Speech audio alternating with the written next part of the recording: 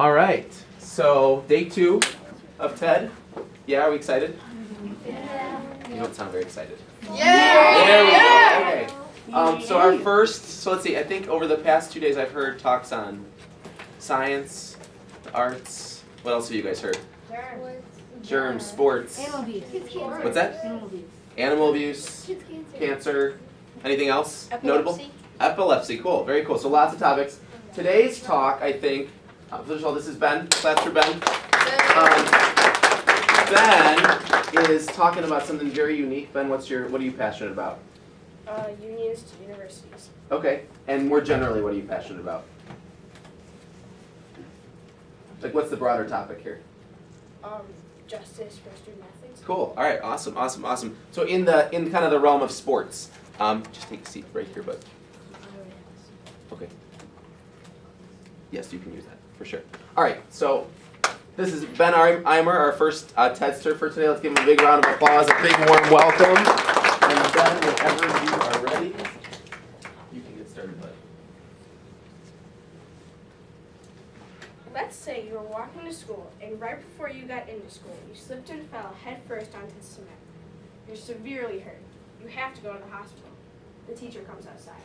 What do you think she's going to say? She's probably going to call the ambulance. Well, at least that's what you'd think.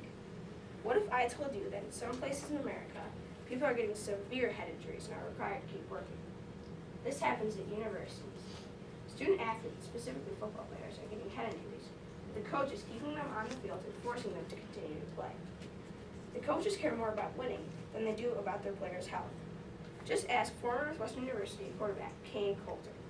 This is just one of the reasons he decided to fight in court for the bid for college football players to unionize. As Kane Coulter put it, we're one step closer to a world where college athletes are not stuck with sports-related medical bills, do not lose their scholarships when they are injured, do not get severe head injuries, and are given better opportunities to complete their degree. That one step, as Kane Coulter said, is a union. With that union, we can benefit and protect student athletes in many ways. Northwestern is at a point where they have won the right to unionize, but the players don't have to unionize. They should use this chance to benefit college athletes around the world. A union is an organized association of workers formed to protect and further their rights and interests. In other words, a group of workers get together in order to get what they want. This works because the union states what they want, and if the company does not allow it, the whole union can leave, which leaves the company out of workers. A union can get things like fair pay, health care, less or more working hours, and other benefits. But the union does not allow workers to have too much power. If the union goes too far with the power, the company will fail, and the workers will be out of a job. Student athletes are not employees, so they cannot form a union. Or are they employees? You might not have known that these two people have a lot in common. Their working conditions are very much alike.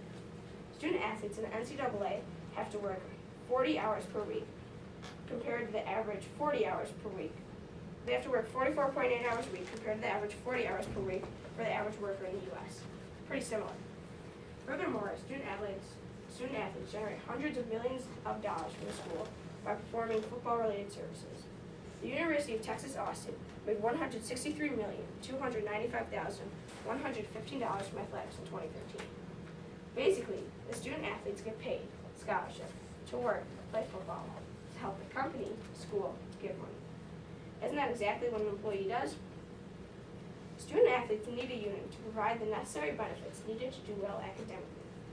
Because of the long hours student athletes have to work each week, they don't have much time for schoolwork. Michael Odom, a former Northwestern linebacker, had to quit the team because playing football was distracting from his studies for a journalism degree. The more time student athletes spend on the field, the less time they devote to educational work.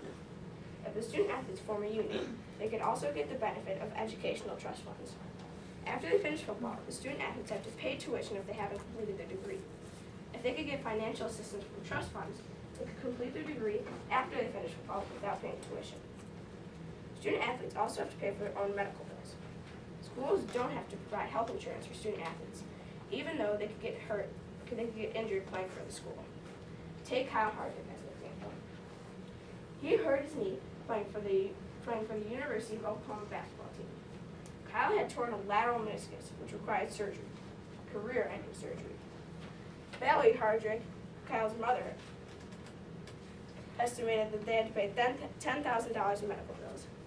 Ms. Hardrick later said, "You don't imagine paying those medical bills out of your own pocket when your child gets a scholarship." Students should not have to pay for their own medical bills when they get injured playing for the school. If the students form a union, schools will have to pay for student athletes' medical bills. But forget about the medical bills. Now you have to pay tuition even though you have a scholarship. At least you used to. Student athletes could potentially lose their scholarship when they get injured. It's these kinds of injuries that could spell a financial disaster. Even though they got a scholarship into the school can still end their scholarship. Going back to Kyle Hardrick, he ended up losing a scholarship because of his injury. Once he tore his lateral meniscus, the school wasn't paying him in scholarship money to do anything. Therefore, the university ended his scholarship. If the student athletes could form a union, they can be protected from losing their scholarships because of injury. Injuries, however, are not always student athletes' faults. If players get head injuries, coaches are allowed to keep them in. If coaches keep their players on the field while they have a mild to moderate head injury, it could turn it into a severe head injury. This injury could cause them to miss a game, while they could have just been taken off the field when they first got injured. If players got head injuries treated before they become severe, there'd be no reason to miss games or season, which means there'd be no reason to lose their scholarship. All coaches care about is winning, so they will keep their players on the field. With a union, student athletes could get head positions on the sideline that are independent from the athletic division. If they are independent from the athletic division, the coach can stop head positions from treating a player off the field. This will prevent serious head injuries in the NCAA. The NCAA today is controlling student athletes. Coaches only care about winning. They don't care about the student athletes' lives. Schools today are not giving student athletes good opportunities to complete their degree. They don't pay for student athletes' medical bills, which can get expensive. They can take away student athlete scholarship when the student athletes get injured, and the student athletes risk suffering severe head injuries. These problems in the NCAA can be stopped with a union. A union will protect student athletes academically, financially, and will protect them from severe injury. Kyle Hardrick did not only get hurt physically but financially. He lost his scholarship, which meant he had to pay tuition. Ms. Hardrick had to pay $10,000 in medical bills, which is unreasonably expensive. A union would have the school pay for these expenses. Northwestern University has won the right to unionize by proving that they are employees. Only employees can form a union.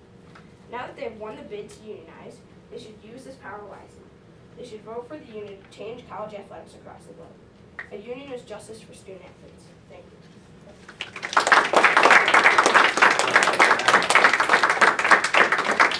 So at this time, we'll just open it up to any questions. If you guys have any questions for Ben about his topic or anything that he said. Why are you passionate about this particular topic? Mainly because I like sports and Northwestern University, and once I heard about this, I got interested in the topic and got passionate about how student athletes should form a union to protect them from unjust rules made by the NCAA coaches. It sounds to me like you really care about the players' well-being. Is there a specific reason why you've come to develop this care for, how they're treated? I just believe in justice. Yeah, nice. I like it. Any other questions for Ben? Do you guys feel like you understand better what a union is now? Yeah, why don't you turn quickly and tell everybody what you think a union is?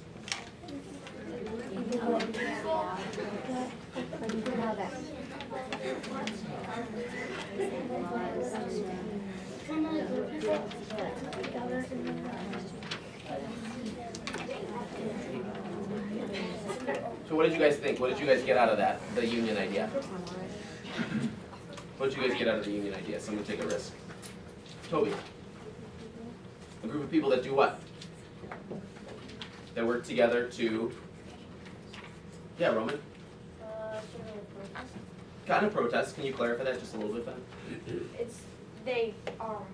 A group of workers come together and they state what they want to the company, and if the company does not allow it, then the whole union can leave, which leaves the company out of workers, and that's how a union gives them power. Yeah. So if there's like unjust rules like the ones I said in my talk, then a union could change those rules. Yeah, did you guys know that there was this sort of thing going on in sports? I had no idea until Ben had talked about it. So Pretty cool. Thank you so much, Ben. That's for Ben. Awesome job. Awesome job. We've got about, what you guys can do is finish up your feedback form, please, and then we'll send it Ben's way. The next person can start getting their iPad ready up there. And in the meantime, you guys can just